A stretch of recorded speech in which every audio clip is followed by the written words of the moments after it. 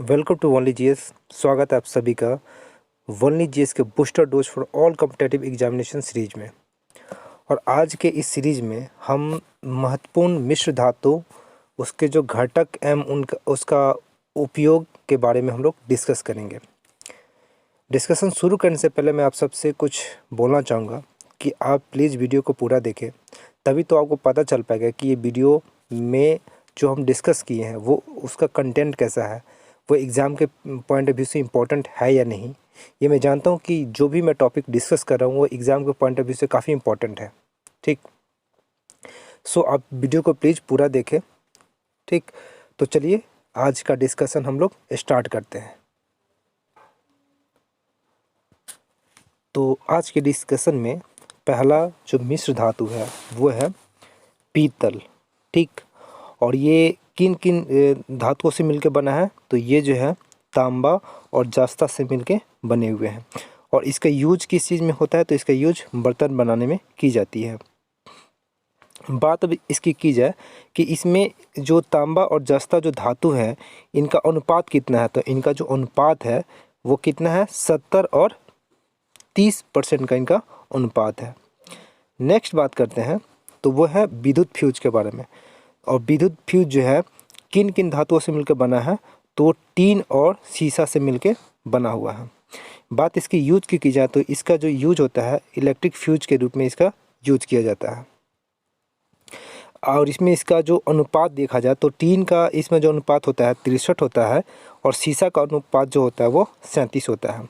हम इसे bye trick भी याद रख सकते हैं, टीन यानी कि 63, तीन यानी कि 63, तो ट से 63 और त से 3 भी, यानी कि हम लोग ये 3 को 63 से याद कर सकते हैं। और स से 37 होता है और इस तरह से सीसा, स से सीसा भी होता है, तो सीसा को 37 और 3 को 63 के रूप में इसको हम लोग याद कर सकते हैं। नेक्स्ट देखते हैं, नेक्स्ट है कांसा। ठीक, और कांसा ये जो मिश्र धातु है वो किन किन धातुओं से मिलकर बना है, तो ये टीन और तांबा से मिलकर बना है। बात अगर इसके अनुपात की जाए तो इसमें तांबा का जो अनुपात है वो 88% है और टीन का जो अनुपात है वो 12% है। अच्छा, इसका यूज किस चीज़ में होता है, तो इसका जो यूज है सिक्का बनाने, घंटी बनाने और बर्तन बनाने में इसका यूज किया जाता है। नेक्स्ट हम लोग देखते हैं, नेक्स्ट हमारा जर्मन सिल्वर। ठीक, और इसको हम लोग निकल सिल्वर के नाम से भी जानते हैं। क्या, निकल सिल्वर के नाम से भी इसको जाना जाता है। ठीक है, निकल सिल्वर। अब बात इसमें की जाए कि ये किन किन धातुओं से मिलकर बना है, तो इसमें क्या है, इसमें है ये कॉपर है, जिंक है और निकल से मिलकर ये बना हुआ है। ठीक, तो इसमें कॉपर की मात्रा कितनी है, तो कॉपर की मात्रा है 50%, जिंक की मात्रा है 35% और निकल की मात्रा कितनी है, तो 15%। अच्छा, बात इसमें अगर की जाए कि इसमें जो निकल जो होता है, ठीक, सॉरी निकल नहीं, इसमें जो जिंक जो होता है इसमें क्यों मिलाया जाता है, तो जिंक मिलाने से जो होता है ये इसमें जंग नहीं लगता है। ठीक, यानी कि जंग रोधी बनाने के लिए हम लोग जिंक का इस्तेमाल करते हैं। राइट, आगे देखते हैं। आगे है हमारा कितना, स्टेनल स्टील है। क्या है, स्टेनल स्टील। तो इसमें कौन कौन सा धातु होता है, तो इसमें लोहा होता है, क्रोमियम होता है, मैग्नीज होता है और कार्बन होता है। ठीक, तो इसमें सबसे कम मात्रा किसकी है, तो सबसे कम मात्रा कार्बन की है और सबसे अधिकतम मात्रा किसकी है, तो लोहा की है। अच्छा, इसमें बात की जाए तो जो कार्बन जो होता है, ठीक, ये कार्बन जो है ये स्टेनल स्टील को जो है कठोरता प्रदान करता है। ठीक, या किसी भी जो धातु, किसी भी धातु इन द सेंस लोहा में जब हम कार्बन को मिलाते हैं तो इसकी जो कठोरता और तन्यता जो होती है बढ़ जाती है। तो आपसे एग्ज़ाम में ये भी पूछा जाता है कि लोहा में किस धातु के मिलाने से, ठीक, उसकी कठोरता या तन्यता बढ़ जाती है, तो वो कौन सा धातु है, तो वो कार्बन है। ठीक है, धातु या अधातु। नेक्स्ट है बात अगर हम करें क्रोमियम की, तो क्रोमियम भी वही काम करता है जो निकल, यानी कि ये भी जंगरोधी बनाने के लिए इसका यूज किया जाता है।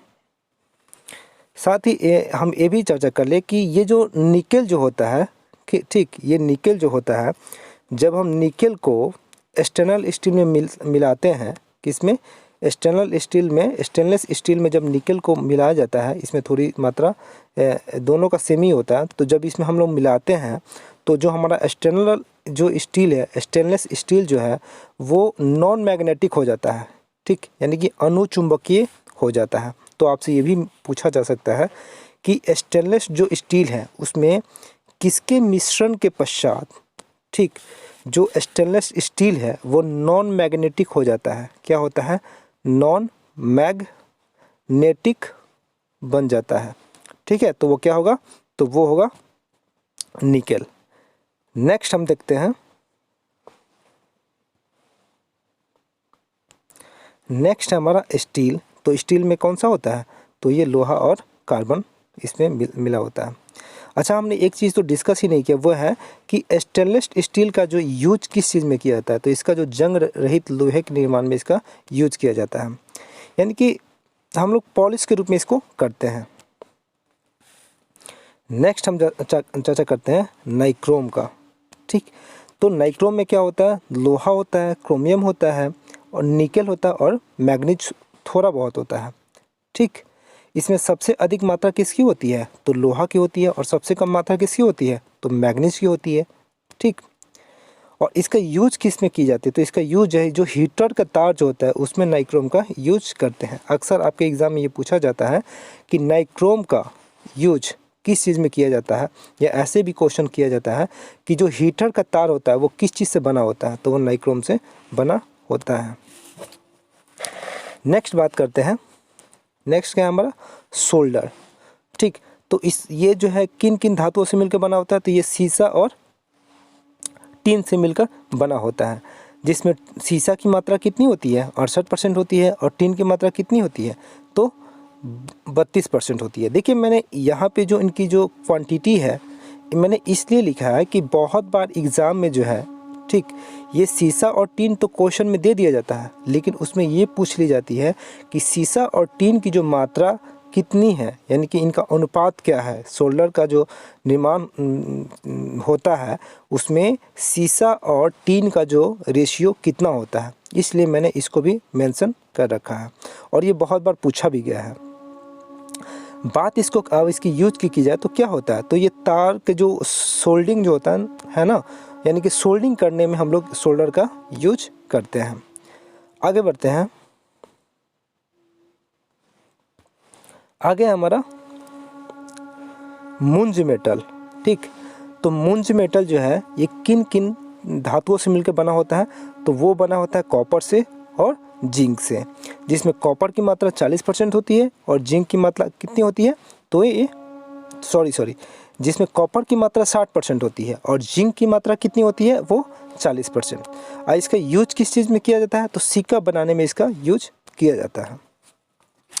अच्छा, एक बात और हम बताना चाहेंगे कि लोहे को जंगरोधी बनाने के लिए उसमें हम लोग क्या करते हैं, उस पर जस्ते का पॉलिश लगाते हैं, यानी कि जस्ते इन द सेंस ये सी जिंक को ही जस्ता कहा जाता है, यानी कि लोहे को जंगरोधी बनाने के लिए हम लोग क्या करते हैं, जस्ते का उस पर लेप लगाते हैं। और ये लेप लगाने की जो प्रक्रिया होती है उस प्रक्रिया को क्या कहते हैं हम लोग, तो गैल्वेनाइजेशन इसको कहते हैं, क्या बोलते हैं, गैल्वेनाइजेशन, ठीक। नेक्स्ट देखते हैं, नेक्स्ट हमारा क्या है, तो नेक्स्ट है गन मेटल।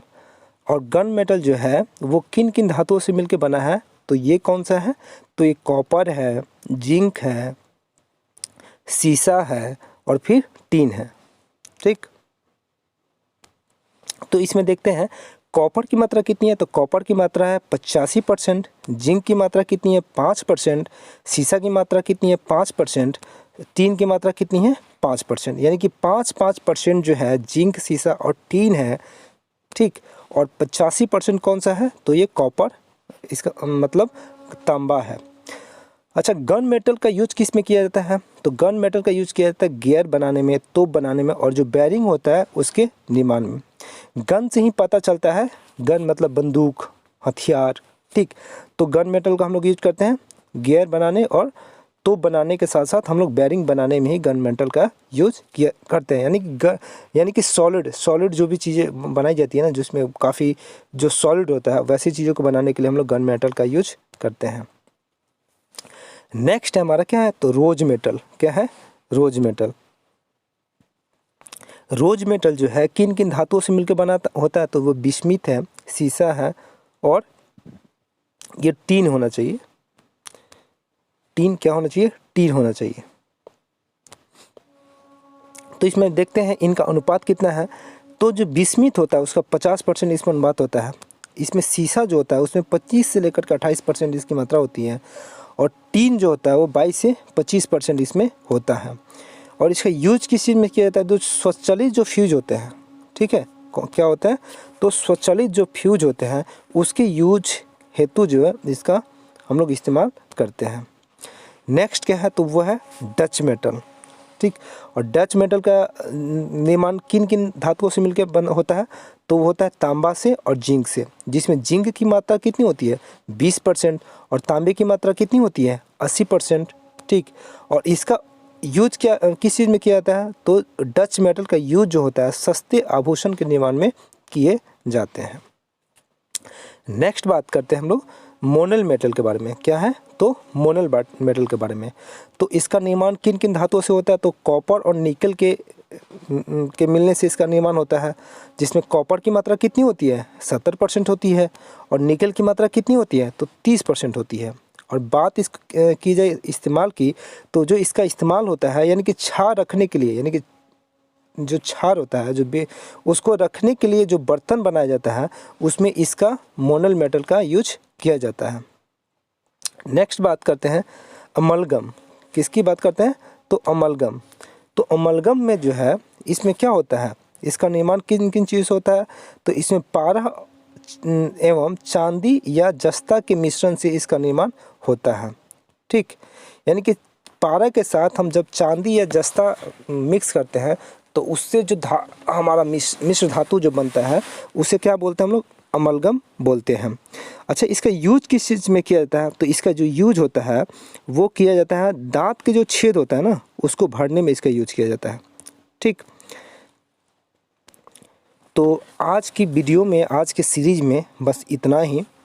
यदि ये वीडियो आपको अच्छा लगा हो तो प्लीज़ इसे लाइक करें, शेयर करें और चैनल को सब्सक्राइब करना ना भूलें। और मैं आशा करता हूँ कि आप लोग ऐसे ही करेंगे और मुझे मोटिवेट करेंगे ताकि मैं आगे इस तरह के वीडियो बनाता रहूँ और आपके जो लक्ष्य है वहाँ तक पहुँचने में मैं भी थोड़ा सा आपका सहयोग कर सकूँ। Thank you.